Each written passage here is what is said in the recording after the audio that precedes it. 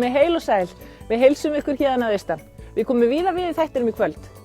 Okkur boðið í hádegismat hjá starfsendurhæfingu Austurlands. Mér finnst svona öll fræðslan sem hefur verið og nýst mér rosalega vel. Kynnum okkur veiðar á sæbjúgum í Norðfirði.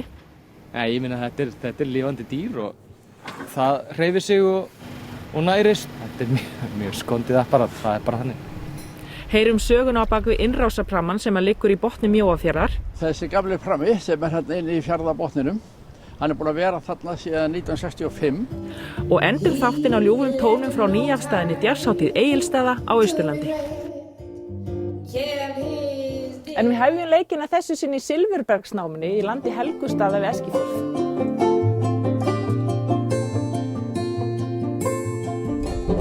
Við erum stödd hérna á Helgustaðanámu og við erum búin að vera framkvæmdu hérna síðan 2012 og þeim var að ljúka, þessum áfangas núna var að ljúka bara fyrir viku síðan og það er búið að byggja upp bílastæði og áningahús og þjónustuhús og svo stígarnir voru allir byggðir hérna upp, alveg hérna niður úr og þessi hérna hluti sem við erum að labba upp á núna, það er í eigu umhverfisstofnunar eða ríkisins og er friðlýst náttúruvætti síðan 1975. Silfurberg er tært afbrigði af kristölluðum kalksteini sem sótt var í Helgustaðanámu allt frá miðri 17. öld en vinnsla þess náði hámarki á þeirri 19. og stóð rétt fram yfir 1920. Breiðdalsetur hefur staðið fyrir sögusýning á Silfurbergi sem áætlað er að flytja á Eskifjörð. En hvað er svona merkilegt við Silfurberg? Hvernig tengast hátækni eins og þessi gemsar eins og við eigum öll og Silfurberg? Og það er sem sagt þannig að Silfurberg fannst fyrst hér í Helgustaðanámu á 17. öld og alþjóðlegt nafn er Iceland Spar út af því það fannst fyrst hér. Og það var 1669 skrifaði danskur vísindamaður grein steinin sem kom hérðan. Við vitum reyndar ekki hvernig steinin kom hérðan til Danmerkur en hann var hérðan. Og það merkilega var sem sagt vísindamaðurinn danski Bartolínas Erasmus hétan fattaði að þetta er merkilegt út af tvíbrotaljósið. Sem sagt maður sér allt tvísvar sem maður horfir í gegn. Silfurberg kenndi mönnum hvað ljós er og hvernig virka ljós og hvað getum við gert við ljós. Og svo seinna voru vísindamenn nota Silfurberg óbeint með því að nota tæki sem voru með Silfurberg í tækjum, sem sagt næstum í öll tæki þangað til sem notuðu ljós, síðan í læknisfræði, efnafræði, eðlisfræði, bara allt sem ljós fór í gegn og maður sá eitthvað. Það var kristall úr Helgustöðum inni. Það var eini staðurinn í heiminum sem svona kristallar fannst, sem voru nóg hágæða til að setja í tækjum. Svo það veru mjög margir vísindamenn sem notaði Silfurberg án þess kannski að vita, eins og Einstein til dæmis og margir aðrir. Þetta svæði hefur verið undir miklu álagi af ágangi ferðamanna, enda er þetta ásælega merkilegu staður og er á rauðum lista hjá Umhverfisstofnun yfir þau svæði sem einhver ógn steðjar að. Og ógnin er helst sú að það er traðka völdum ferðamanna og svo brottnám úr námunni. Þannig að það þurfti að gera eitthvað og byggja upp innviði. Það var eitt af því sem var mjög mikilvægt. Nú hefur það verið gert að hluta til, þá þurfum við að örlítið bæta og svo þarf að vinna að samningi sem við höfum verið að undirbúa í svolítinn tíma við Umhverfisstofnun umsjón með svæðinu. Þar sem þetta er rauninni hjónaband. Sveitarfélagið á í rauninni ekki náttúruvætti, það er ríkið, en við komum að í rauninni þegar við komum að náttúruvættinu, sem sagt bílastæðinu og áningastaðinum. Og svo er það minjastofnun sem á minjarnar, mannvistarleifarnar. Þetta er í rauninni bara einn frægasta náma í Silfurbergsnáma í heimi og dregur að fjöldamanns, bæði Íslendinga og útlendinga. Það er engin munur þar. Og það er það sem þykir merkilegt. Og númer 2, þetta er rosalega fallegt svæði. Þegar þú standur hérna uppi og ert með þetta mikla útsýni, það er það sem hefur dregið fólk hingað líka.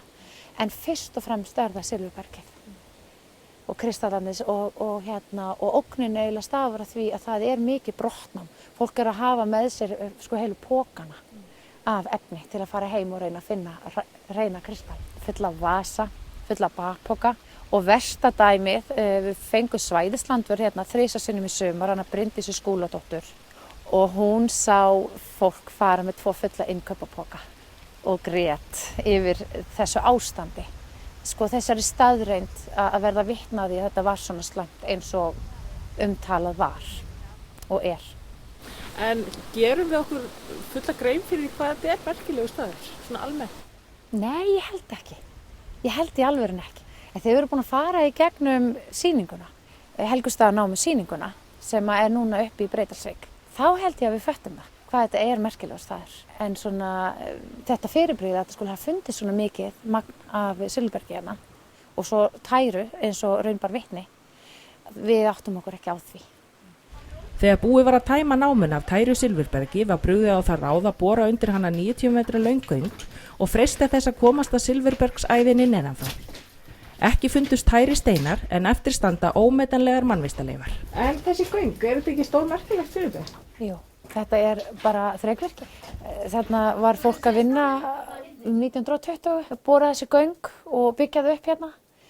Hér eru minjar sem að standa enn í dag. Og ef við setjum þetta í samhengi að það fólk á þessum tíma, það var mikil fátækt. Það hefði jafnvel ekki almennileg klæði, bjó í torfkofum, sumir gengu enn á sauðskilskom. Þannig að já, þetta var alveg heljarna þrekvirki á þess tíma. Í kringum 1910 var svona hágæta silfurberg ekki lengur til hér í námunni. Það var búin að taka allt og það var ekki búin að finna annar staður í heiminum sem að gat fundist og menn voru svolítið vandræði til að framleiða tæki. Síðan 1930 getum við framleitt efni sjálf sem kann það sama á silfurberg. Svo okkur vandar ekki lengur silfurberg í dag en við höfum rosalega mikið að þakka honum. Maður segir svona að við værum kannski 50 ár í tæknilega tilbaka ef silfurberg hefði ekki fundist hér á 17. öld.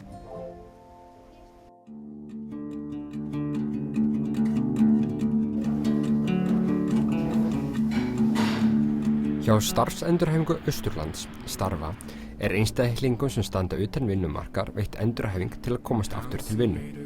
Til þess boðið fjölbreytt námskeið sem flest lúta því að styrkja einstaklingin og færni hans í hóp, svo sem hreyfing, sálfræðinámskeið, tómstundasmiðjur og hópefli. Hérna eru aðalega einstaklingar hjá okkur sem eiga heilsubresta stríða og hafa dottið út á atvinnumarkaði og eru að leita sér leiða inn á hann aftur og líka einstaklingar sem hafa flosnað á námi og kannski hafa stutta eða litla atvinnusögu. Þetta eru aðalega einstaklingar frá VIRK, starfsendurhæfingarsjóði. Hérna koma líka einstaklingar frá Vinnumálastofnun sem í atvinnuleit og þá svona sem forvarnaverkefni, halda sér virkum og byggja sér upp meðan á atvinnuleitinni stendur.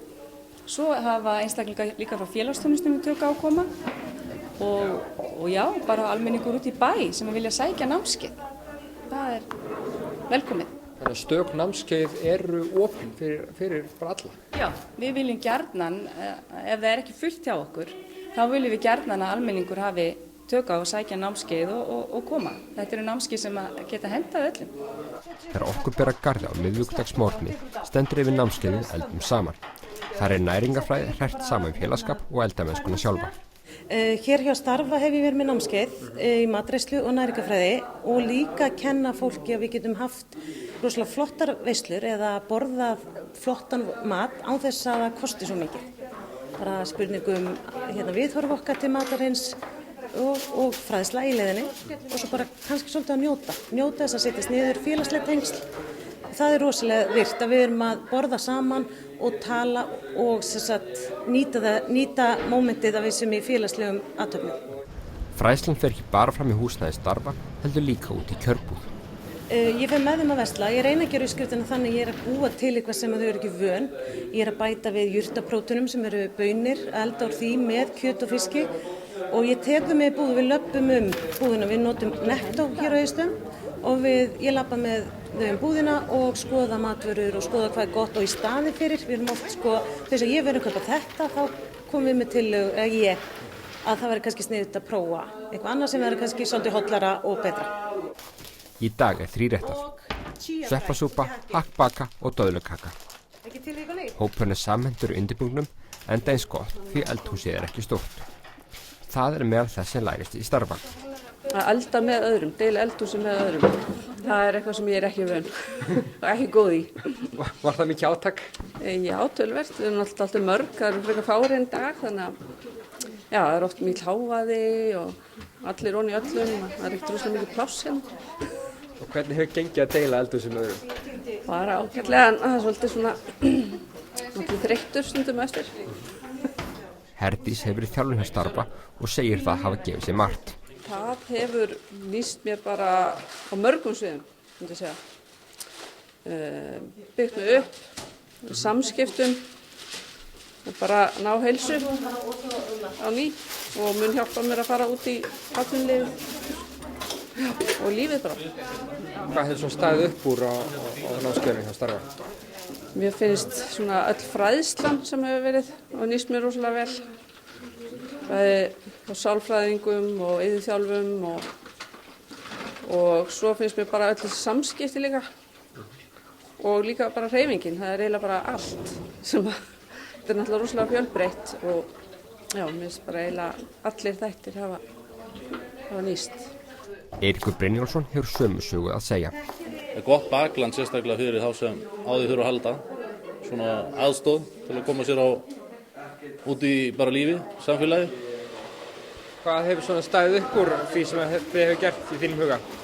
Staðið upp úr? Það er náttúrulega sem flest allir tala um.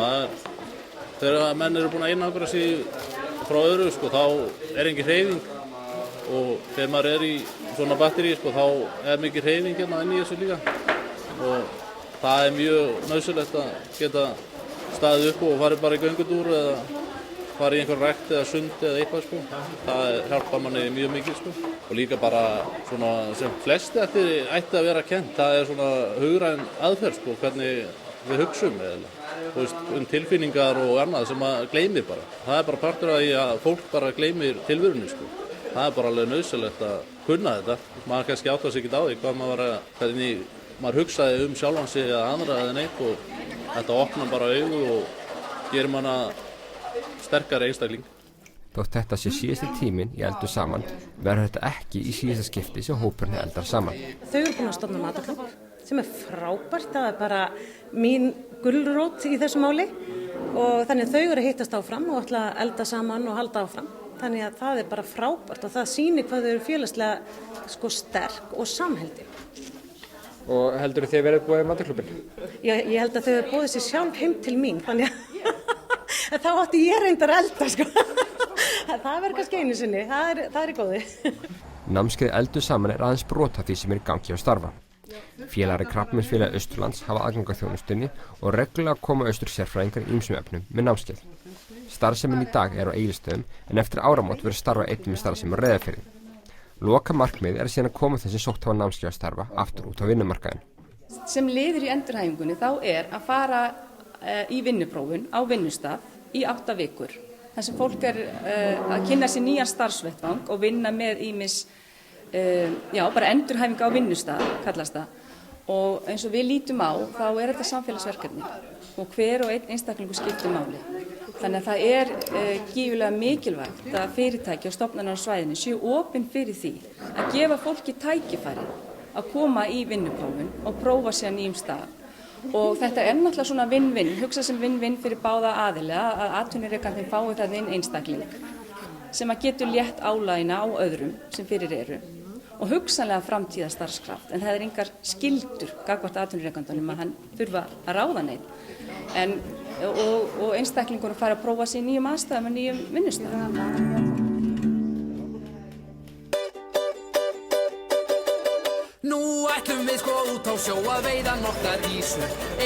Við erum stödd hér í Neskustad en hér eru strákar sem að stunda sæbjúguveiðar. Við ætlum að fá forvinnast aðeins hvaða skepnur þetta eru, eða dýr, eða, ég veit það ekki. Sjávarfang. Láta að segja okkur frá því. Já, það stendur sjávarfang og hvurl. Já, ég meina þetta er lifandi dýr og það hreyfir sig og nærist og þannig að þetta er mjög skondið apparat, það er bara þannig. En hvernig er venjulegu dagur á sæbjúguveiðinni? Hefðbundin dagur hjá okkur, þá byrjar bara svona ofta að fara á miðnætti, en komnir á miðin 2-leytið og Og þá bara byrjað að græja og gera og kasta fljótlega eftir. Togin eru svona, já, alveg ef það veiði þá geta þau farið niður í 10 mínútur korter og upp í svona 45 mínútur hjá okkur. Og já, reynum að ná svona 300 til 500 kílóum. Það var 500 kíló voðalega svona þægilegur skammtur fyrir okkur. Eru þetta langi dagar? Já, þetta eru langi dagar. Við nýtum yfirleitt 14 tíman okkar sem við höfum verið úti. Síðan bara slökum við, ég segi hásetanum hérna hvað ég vil fá mikinn vír út og hann slakar eftir því og það auðvitað miðast bara við botndýpi. Síðan bara sest plógurinn veiðir á keðjunum sem eru fremst á honum, það er liggjaði botnin, skafa bjúgun upp og þau rúlla síðan eftir í poka. Hvað gerið þið við aflann þegar hann kemur borð?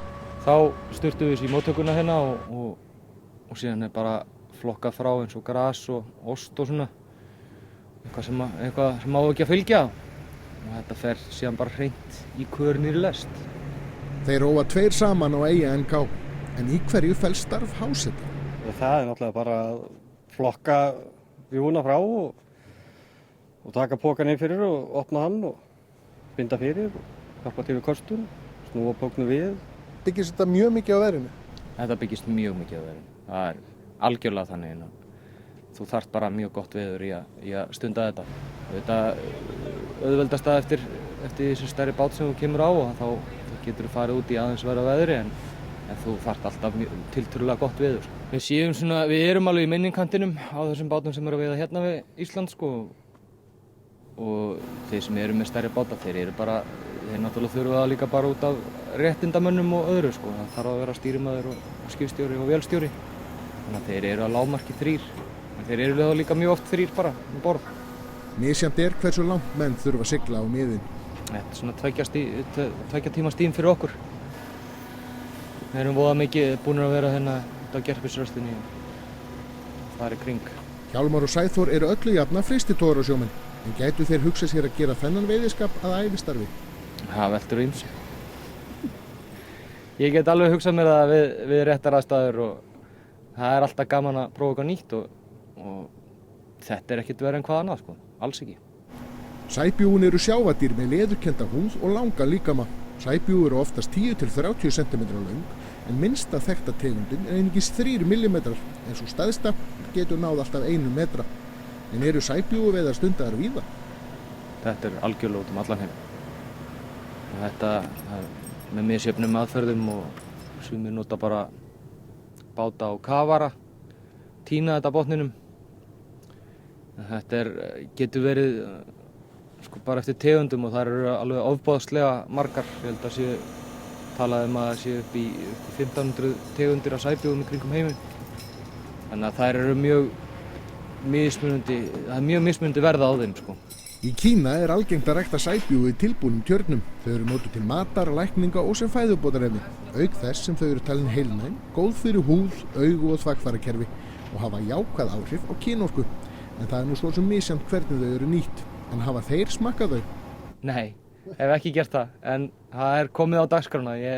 Maður verður að pröfa þetta, fyrst að maður er nú komin á þetta. Vitið þið hvernig þetta er matrækt? Þetta þykir best sko, þá voru þau skorin, þurrkuð, söltuð og reykt. Síðan las ég einhvers staðar að það sem að besta afurðin, hún er látin í bleyti aftur.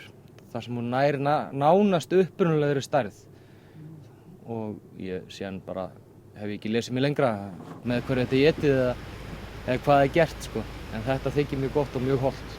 Norðfjörðurinn er spegilsléttur og eru margir á því hvergi er betra að vera í svona veðri en úti á sjó.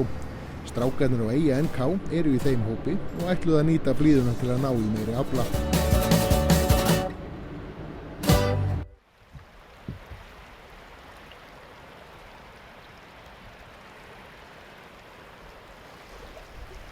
Innarlega í Mjóafirði liggur ryðgaður prammi í fjöruborðinu sem fangað hefur athygli og vakið forvitni ferðamanni gegnum árin. Við fengum Sigfús Vilhjálmsson frá Brekku til þess að segja okkur sögu prammans. Já, þessi gamli prammi sem er hérna inn í fjarðarbotninum, hann er búinn að vera þarna síðan 1965. Þá kom hann hingað í tilefni þess að það var verið að setja síldaplann og þá vantaði eitthvað undir úrganginn og hann var hafður við bryggjun og úrgangurinn, slógin og þetta, það fór í pramman og síðan var hann dregið til Norðfjarðar og landað þar í Bræðslu. En þessi prammi kom frá Vestfjörðum og þar var hann notaður eftir ekki best veit. Það var áður en vegurinn kom í djúpinu til þess að flytja vinnuvélar, jarðýtur, skurðgröf og annað slíkt til bændana þarna. Og hann var síðan það til frægðar, Mjóafirði, þarna vestra, að hann valt. Síminn alltaf að hrella með eitthvað. Og hann valt þar og ýtti út á koldu stúrunum. En þetta náðist nú allt upp aftur og það var allt í lagi. Nú svo næsta er það að hann er sem sagt farið með þann hingað austur og í leiðinni var tekin eitthvað grótarbræðsla eða eitthvað lítil síldarbræðsla í Bolungarvík og dregin til Bakkafjarðar og þar var hún sett í land.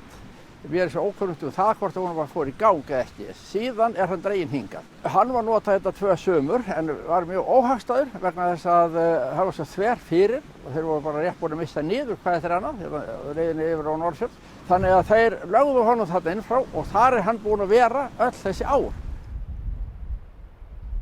Þú getur lagt niður gaflinn á honum framann og keyrt bara upp í Sandfjöru þess vegna. Því að ég lenti í því, ég held að það hafi verið 68 eða hvernig var það 7, þá fór ég með þeim yfir í Lofmundarfjörð að ná í skurðgröfur sem hefði verið flutt þangað á þessu pram. Og við settum hann svo í landi í Neskústað. Þetta var alveg ótrúlega fínt skip og ég vildi bara að þetta væri til núna bara einn svo nýr prammi. Þá getum við bara farið með bílinn okkar þegar við vildum bara yfir á Norðfjörð og svo tilbaka. Þetta er viðskiptahugmynd? Þetta er viðskiptahugmynd. Mér vantar viðskiptafræðina, ég hef aldrei haft hana.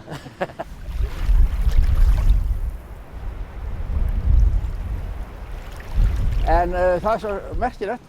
En í dag stoppa, ég segi ekki hver einasti ferðamaður, þeir eru orðnir ofsamargir sem koma hér niður eftir á sumrin, ferðamennirnir, stoppa ævilega og taka mynd af þessu fyrirbæri og ég hef frétt það að þetta sé á Face út allan heim, myndir af þessu pramma.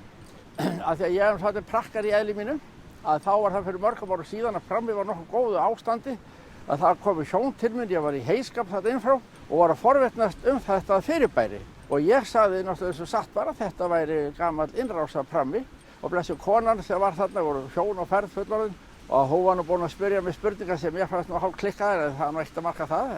Sveitamanninu finnst nú oft vitlaust það sem að menn úr fjölbíli er að spyrja mann Og hún segir svona, innrásarprammi, það var gerð innrás hérna. Já, veistu, það er ekki mann ekki segja, það var gert á stríðsárunum segja, innrás hérna.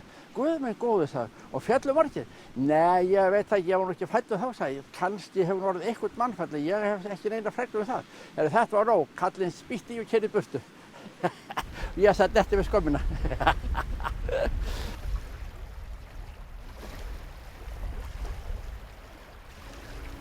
I